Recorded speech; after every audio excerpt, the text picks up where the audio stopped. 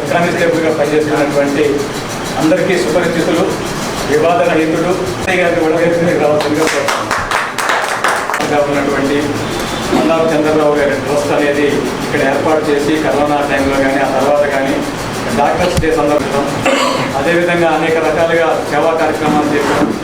అగ్ని ప్రమాదం జరిగినప్పుడు వాళ్ళని ఆదుకోవడంలో కానీ ఇలా గత 4 సంవత్సరాలుగా బండారు చంద్రరావు బీసీఆర్ ట్రస్ట్ ఆధ్వర్యంలో కార్యక్రమాలు నిర్వహిస్తూ ఉన్నాం.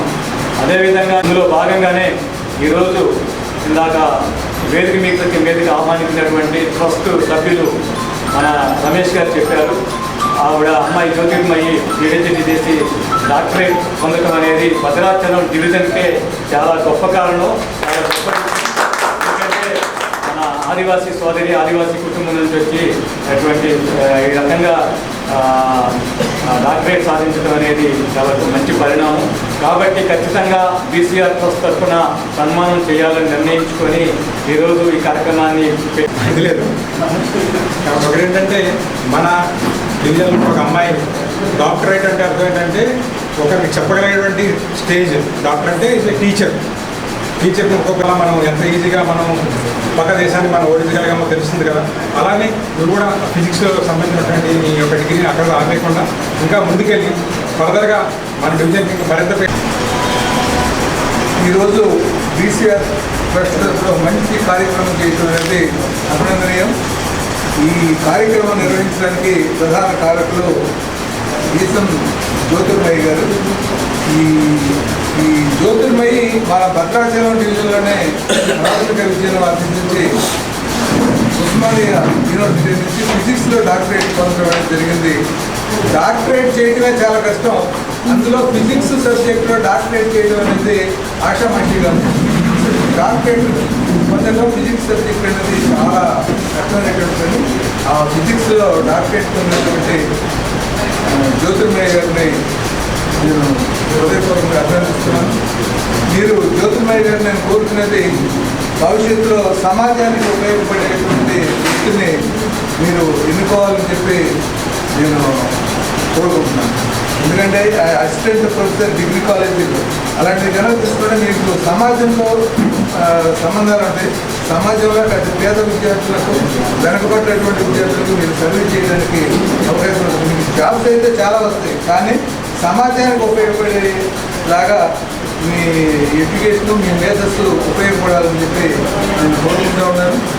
ఈ బీసీఆర్ ట్రస్ట్ తరఫున ఈ కార్యక్రమం చేయడం అనేది నాకు చాలా ఆనందంగా ఉంది. ఇలాంటి కార్యక్రమాలు బీసీఆర్ ట్రస్ట్ మీకు ఎన్నో చేయాలని చెప్పి నేను కోరుకుంటూ ఈ అవకాశం ఇచ్చింది అందరికీ ధన్యవాదాలు. శరత్ గారు, అలాగే గెస్ట్ డాక్టర్ రాజశేఖర్ గారు, అలాగే సన్మాన గ్రహీత ఈసం జ్యోతిర్మయ్య గారు, మన నాన్నగారు అనంతయ్య గారు. ఇది ఒక మంచి అంటే ఏజెన్సీలో ఉన్నటువంటి వాళ్ళల్లో మొదటిసారిగా డాక్టరేట్ ఒక ఆదివాసీ డాక్టరేట్ పొందిన అమ్మాయి అనురాధ ఉమ్మనర్సయ్య గారి కూతురు. అమ్మాయి ఫస్ట్ డాక్టరేట్ తీసుకుంది. తర్వాత రెండో అమ్మాయి జ్యోతిర్మయి. భద్రాచలం వాసి అవటం నాకు ఎంతో గర్వించదగ్గ విషయం. ఎందుకంటే డాక్టరేట్ అంటే ఆషామాషి కాదు. పోయిన సంవత్సరం మా అబ్బాయి కూడా రెండో అబ్బాయి కిరణ్ డాక్టరేట్ తీసుకున్నాడు. ఇక్కడే సన్మానం కూడా చేశాడు.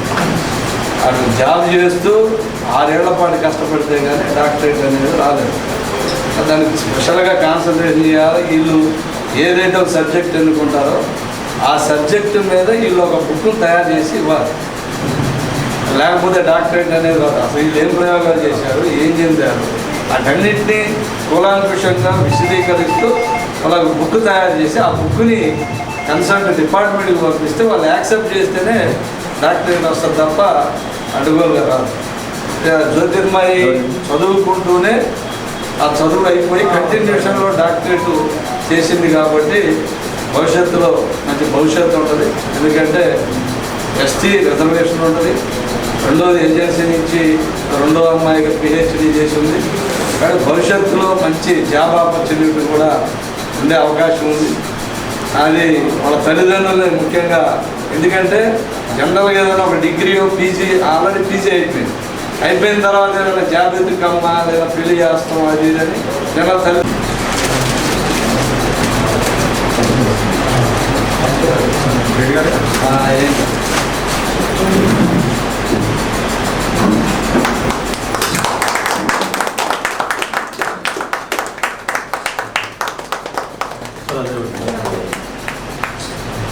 సార్ ఒక్క నిమిషం.